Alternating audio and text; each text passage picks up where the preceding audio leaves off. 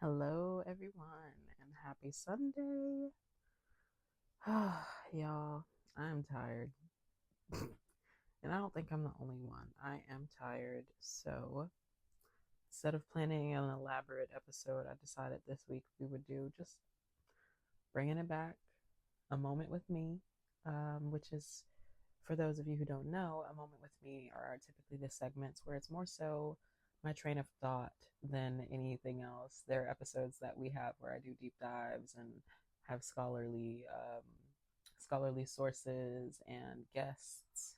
And then there are more stripped down episodes like this one that I like to call A Moment with Me because it really is just a moment with me and my thoughts. Um, and my thoughts this week, these past 2 weeks, is that I'm tired. I'm hitting burnout, which we talked about, but the world is just a really rough place right now. I mean, it usually is. That's unfortunately, I feel like that is a circumstance of the human race is suffering. However, there's just a lot going on in our immediate sphere, in most people's immediate sphere right now. That's just really heavy and very for a lot of people in my age group, we're coming into like our Saturn return, which means like the 27th, 28th year. Um, and it's when a lot of things, a lot of life goals, a lot of destinies are solidified, a lot of life paths are truly locked in, which I don't think is really ever really locked in. I think the life path can shift and circle back around at any moment in time based on the decisions we make. However, yeah, this is a really poignant time for a lot of people reaching their late 20s, early 30s. And I think obviously all things are cyclical. Everything repeats itself in patterns in many ways in art, in science, in life. So I think that this does not just hold true to people in their late 20s, early 30s. If you feel like this resonates with you and you're not in that age group, then that's okay. You can take it and own it. Um, but yeah, specifically for how I am experiencing this world, I am a person in my late 20s, coming into my 30s, coming into my own, realizing so many things about life that I was told as a child, actually seeing them being born before my eyes. It's very much, it puts one into a state of existential what the fuck, you know? Like, what's going on? It feels like you're being shaken up in a bottle, truly. So for anyone who is going through that, I am holding space for you. And specifically, I really want to take a moment and hold space for everyone and anyone under the thumb of oppression, but specifically those who are being violently, actively oppressed right now. Our Sibs in Palestine, the folks in the camps in El Salvador. I don't care if this isn't for you. You're welcome to find a new podcast to listen to. But those are just two of the very few that I'm going to speak on just today. But, holding space for any and everyone right now being oppressed, especially under the American regime. So let's take a moment.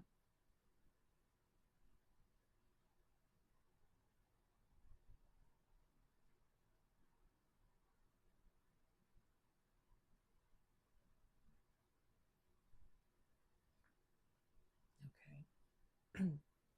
I don't think that was long enough. So if you want to pause and just take an even longer moment and pray or just voice things, because even your thoughts, they don't have to be prayers, but if you just want to send some positive thoughts and manifest some good things for anyone and everyone who's being harmed right now, then you're welcome to do that. But I just wanted to do that myself, and I encourage any and everyone to do that every morning. Reflect a little bit before you start scrolling. Take a second, hold space, thank thank yourself, thank the world, whatever. Thank your lungs for waking you up today. Whatever you got to do.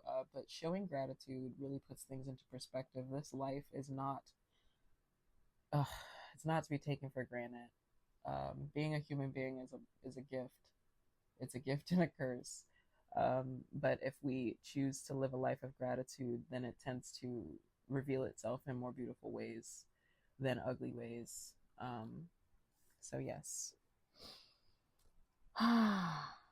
a way I like to think about how to avoid that feeling of, oh, I am a lump. I am falling victim to the capitalist machine. I'm not doing enough for the world. A way to stop yourself from, sorry, I'm getting used to this mic and making sure it's not flying all over the place, but a way to get used to that, I saw someone, or I've heard through the grapevine, and I don't even really know who to give credit to because at this point everything is shared and passed through hands.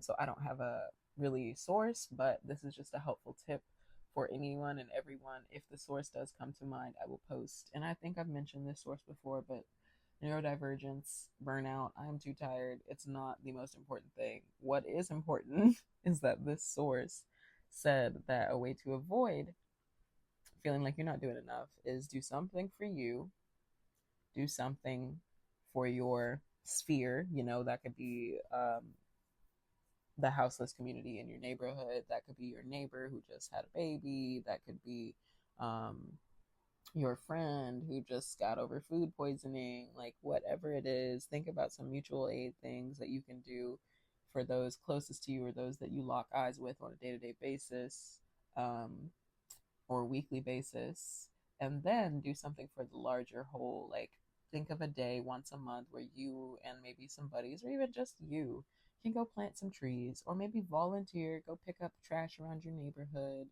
go pick up trash at the river or the local, whatever body of water you live near, if you do.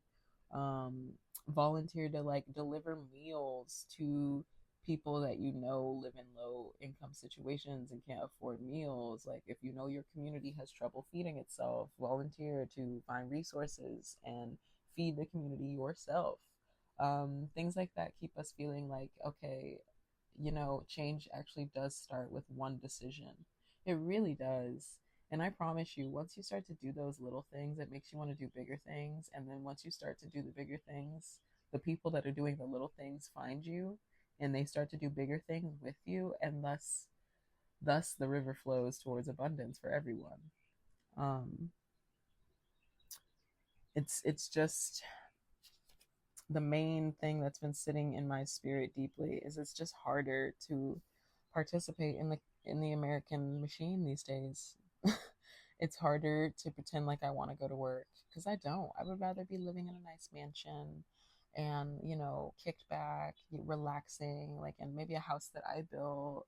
I got my animals. I'm making my life on the land, like, the dream. Like, we all deserve that. There's enough for everyone. We can share, but people don't want to share. And that makes me sad. Um, I've always, since I can remember, had this like insatiable need for justice. And for me, justice means when the little one is wronged and everyone turns away, that makes me so angry.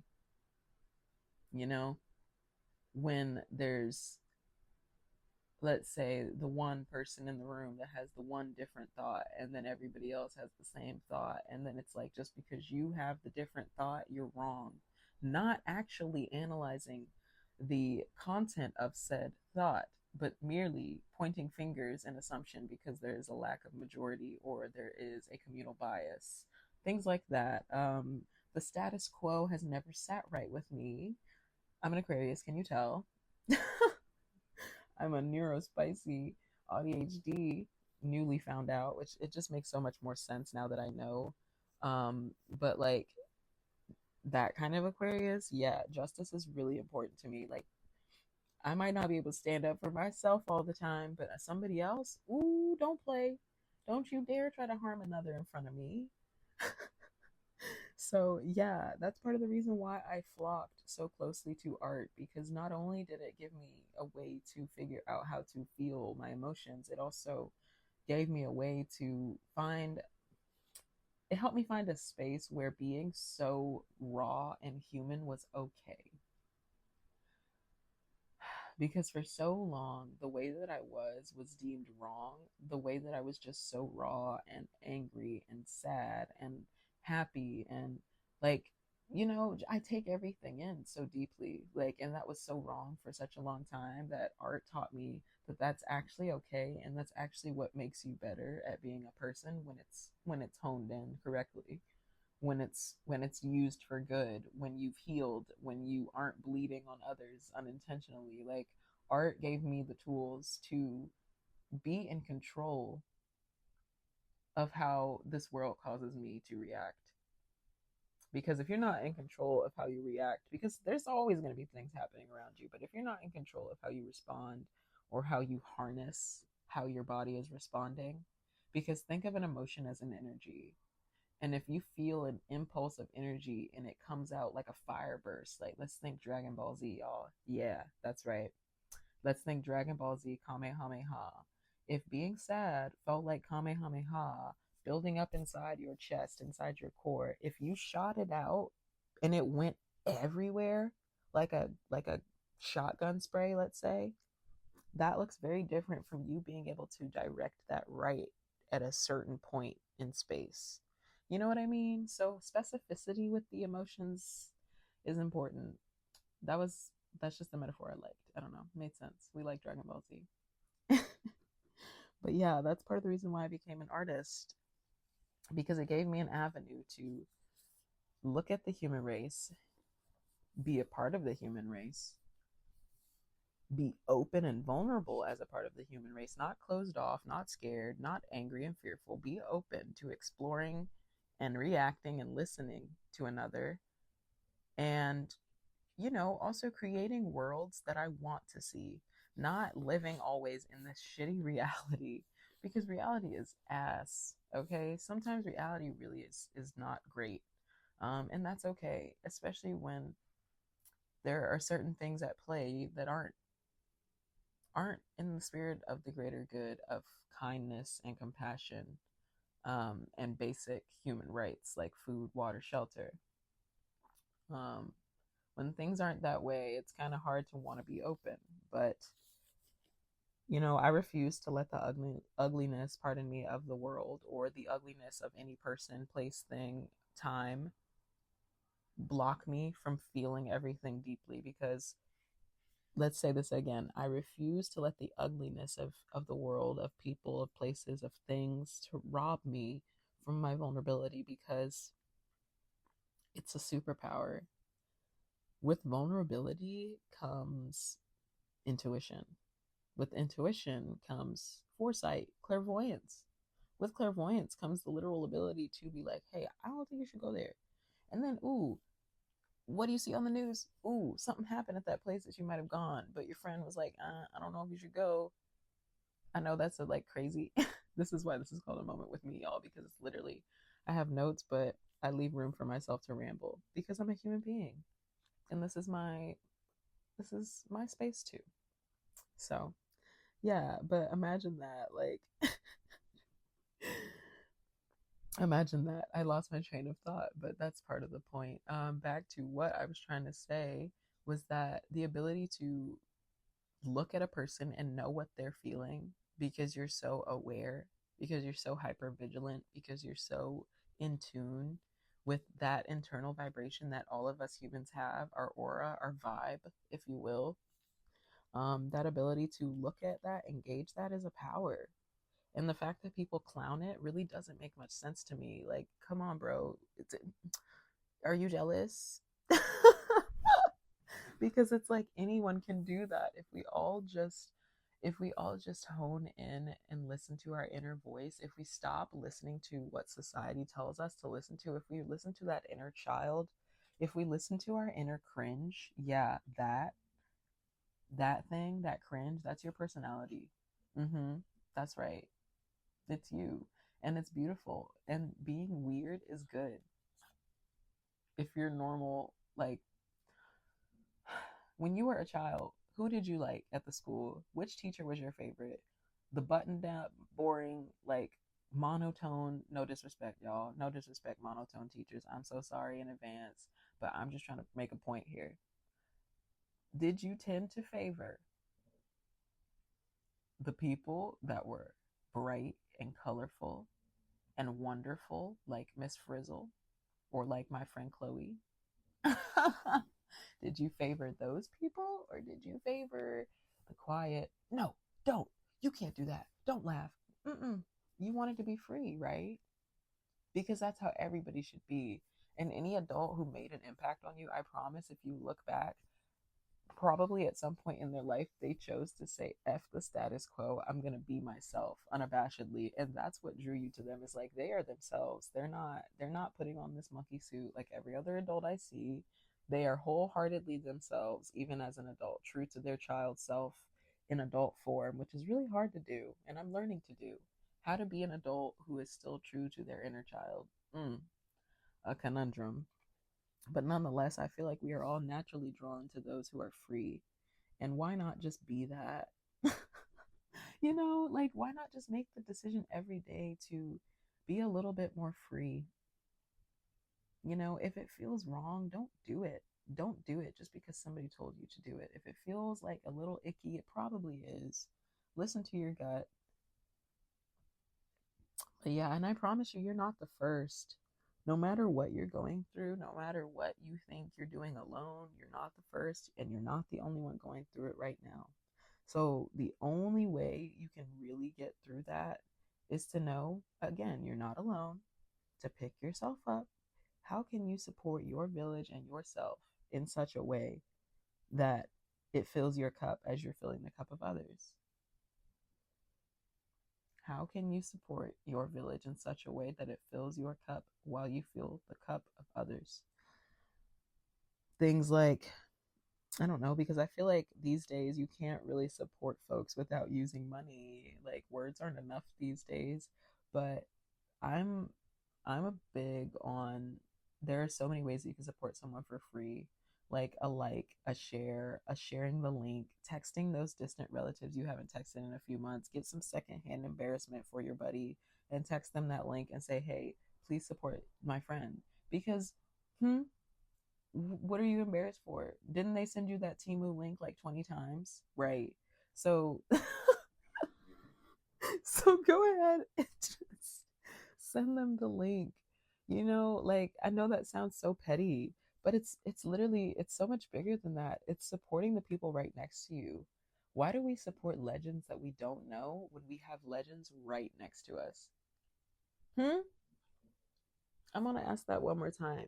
Why are we supporting legends we don't know? Why are we buying the newest EP from XYZ so and so, young whomever, when your buddy has been working on that EP for, I don't know, 10 years now? And no, they might not have many followers, but you better share their link because they've been working a long time. And oh, if you ever meet somebody who's also an artist, you better give them their link to their Instagram.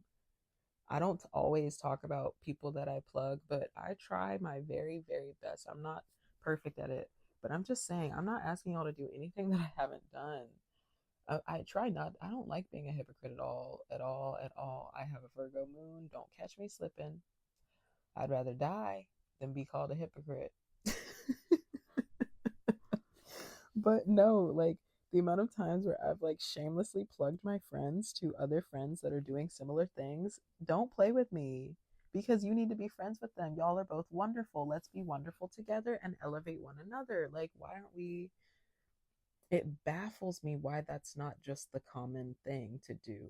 Like, I just, if that's you, if you do that, please send me a DM because I'm trying to find my like community that walks like it talks, because for me, the reason why it's so hard for me to participate in the day to day is because I don't know what I'm gonna get.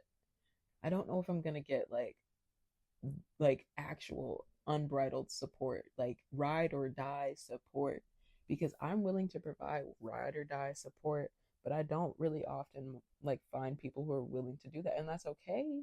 Everybody is willing to give what they can, but I'm just willing to give my all. Like, I'm sorry, that's intense. Just like it's giving I will fall on my sword for the ones I love. Like, I'm so serious. And I think a lot of specifically like brown and black, but I think a lot of AuDHD women can identify with wanting, like, willing to go to war for the people they love. Like, it's that serious. It's serious very much. um Might not go to war for myself, but for you, honey, anything, truly. But let's move on. Oh, okay. So I wanted to talk about a little bit more about being of service. Like we talked about, one thing for yourself, one thing for your village, and then one thing for the greater whole. Um, don't forget to find space, under the table of supporting your friends and shamelessly plugging them. Don't forget it, in your depressive episodes, in your busy streaks, don't forget, don't forget about your people, y'all. Don't forget about your people, because at the end of the day, your people might not be there if you don't show them the love while they're there. Life gets busy for everybody. It gets busy for everybody. But whether it's me, whether it's somebody else, whether it's someone like I know that I see relationships in my life transforming based on what is what's exchanged. And it's not about the relationships being transactional. It's about, is this exchange really something that I align with at this point in time in my life? And it used to very much not be a question. Like everybody that I was interacting with aligned with me to some degree, at least anybody that I was interacting with extensively. And maybe that's an issue. Like maybe, yeah, you should be bumping elbows with people that don't agree with you. And I do to some degree, but it's also like I'm not trying to chill with um any bigots. I don't really want to bump elbows with bigots for fun. That's just not anything I'm interested in personally.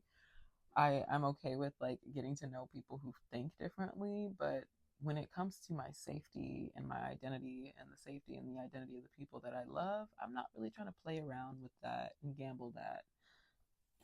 So it's like it's important to know for certain that you can trust the people you're near. So why not just keep strong those relationships that you're certain on instead of fishing through, oh my God, the cesspool that is adulthood for quality friendships? Keep the ones you have and nurture them like plants, like all those plants you have that are slowly crumbling on top of that mantle. Yeah, give them a nice soak right now and call your friends. Or text your friends. Like it doesn't have to be a huge, it can be a text, it can be a meme, but like make it a point to check on the people that you love, like you do the appointments in your week, like you do the clients that you have. And becoming busy has taught me that the clients that I have, the way I check on them, I better be checking on my friends in the same way. Even if I'm like in a depressive episode, I better be reaching out, because it's like we're all going through it in this economy, honey. But seriously, we're all going through it. So it's like, if you want somebody to reach out, you better reach out too. You better find time, because everything is energy. Give it give it for a time when you're going to need it. And like don't do it with that in mind, but know in the back of your mind that that's when you think to yourself, "Oh my god, my cup is so empty." It's like it'll come back to you. It will come back to you, because as a mother who was isolated in Florida, like while her husband worked on the road, and I'm not talking about, I wasn't like isolated, but I was isolated from things that I was familiar with. And yeah, I survived. I did brave things and I tried new things and I learned, and that was lovely. But looking back, that was not a place that I would like to be again without, an excessive trusted village. And so it's like, even in the thick of that, I'm still making sure that the people that, are home, even though Florida wasn't my home, because I think home is an idea. I didn't really view Florida as my home.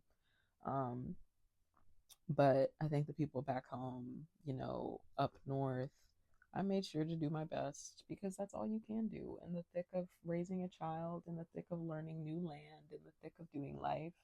Check on your friends, no matter what. Don't wait.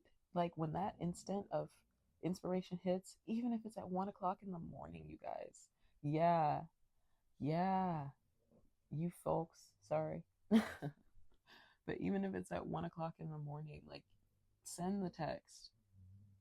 They'll wake up and see it and know that you were thinking about them, because sometimes adult life works like that. Like the only peace, the only quiet you can get is when it's just not working hours, when it's not people hours, when it's after hours and the world is quiet and things are paused. And that's sad. I remember a time when we could do that during the day, but I feel like we can only do that at night now. Is check in with our true selves and see if we're okay. And when you're doing that, if you feel like, dang, I need to check on my friends, and you look at the clock and it's 1 o'clock and you say, oh, but I can't text them now, just do it. Just do it, because I can't tell you how many times I've said, no, I'll text them later, and then I forgot. And granted, I'm more communicative than most, but still, like, I hold myself to a high standard. And I'm like, damn it, I forgot. Like, shit, they mean too much to me. And that's the key, is they mean too much to me for me to be forgetting anything. Nothing is that important. Nothing. So, yeah, I think the more we do better, the better we will be all together. Like, it won't be so hard to do those things the more we do it. Moving on, I want to talk a little bit about art and life and how it imitates life. Hi, kitty. That's my baby Jade, my sweet needy son. Hi, doo doo. Mwah. That's a sweet baby. Okay, but sorry. Okay, so I want to talk a little bit about Black Mirror. Spoiler alert.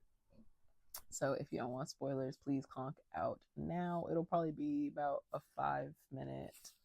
No. Mm, yeah, okay. So if you don't want to hear about this, maybe fast forward about 3 minutes from here. All right. But I'm going to talk a little bit about Bandersnatch and the new season of Black Mirror and the episode Plaything. So if you've seen Black Mirror, you know that it's very much a dystopian show that examines the socioeconomic doings of America and society in general, really. It's not just American, but it's very much centered around a Western world. It's a world in which it's future, but again, dystopian. It examines all of the things that we fixate on as human beings in our society and the ways in which they may or may not be the end of us. And quite honestly, this show is too real, so real it hurts sometimes. And one of like this season has Rashida Jones, Chris O'Dowd, old dude from Big Mama's House. I'm so sorry. I can't remember his name. Please forgive me, y'all. Honey, I hope you forgive me. A name is really important, but for the sake of time, we're gonna fast forward through that. But nonetheless, Bandersnatch is one of the episodes of the prior season. That episode is a choose your reality, which was one of the first on Netflix and just in TV in general, where you got to choose the next thing that happened in the show you were watching. Like, very meta, very wow, I'm a part of this. Very ooh, am I creating his reality? Very much a oh, am I is he aware of what I'm doing? Because is he? And so Plaything dives a little deeper, and we see Colin come back, the game creator, the one that ends up dying during his acid trip, before he jumps off the roof in Bandersnatch. This gentleman, he comes back, and they talk about how he's been going through a breakdown. Fast forward, the end of this show is essentially, and I think I want to do an episode separate where I just talk about Black Mirror, because it's one of my I think it's one of my fixations, but also it's just something. It's really important to me when art does what art's meant to do, which is make the people think and talk and act. Um, and so that show has a very special place in my heart, and I have said many times that I will work with them one day, as a writer, actor, director, probably all three, or I'll be collabing with them from my own show. We'll see, like, how amazing. But I do very much, from the moment I laid eyes on Black Mirror, I was like, that project and I will know each other very well. So I look forward to your to your call, Black Mirror. But nonetheless, I appreciate the artistry of that show, because what it does is pull you into the reality of how messed up our reality is. It pulls you into the rabbit hole a bit, and sometimes it'll leave you thinking. But one thing it does that I really like is it makes you angry enough to want to do something. It makes you angry enough to want to do something, and I think that's what a lot of shows these days don't do. You'll sit there and you'll cry, and you'll be like, "Oh my god, like wow, that's tragic. How could we?" but then you just go and you eat dinner, you know? Like a sociopath. Like they've raised us to be so okay with it. And Black Mirror has episodes like that where you really sit and you have to think about the fact that we're so okay with violence, we almost consume it like a meal. Mm-hmm. Anyway, yeah, sorry, folks. It's probably been 3 minutes, so you should keep on not listening if you don't want to hear more about Bandersnatch. But I will say that you can probably rewind a minute and a half and listen to what I said and not hear any spoilers. Okay, so this new episode Plaything, um, I'm definitely going to do a live stream about that to talk some more. But I really think that the moral of that episode is insane. Technology as a means to raise our vibrations into peaceful, thoughtful, compassionate, granted computer like, but still able to feel. Hmm. You can be objective and still emote and still have compassion. That I think that that's the thing about the human race that we kind of struggle with is like we can have compassion, but we can also have jealousy, you know. But in this episode, they don't really have jealousy. The ego is much more quiet. And I think that the concept of a mass infection, but because we've seen the zombie movies, we've seen Resident Evil, we've had the coronavirus, like we've seen it become real. It might not be zombies, but it's like mass disability of the American population, you know, mass death. It's a borderline, we won't even go into that, but we've seen it before. And this kind of does that in such a way that it infects the mind before a greater good. Like that blew my mind. I have yet to see an episode that creates fear mongering around, oh no, this infectious thing, this thing that's gotten out of control that humans have created is going to come and attack us for the greater good, to make us better, to make us kind. Like, wow, it kind of became a little appetizing, and that makes me intrigued.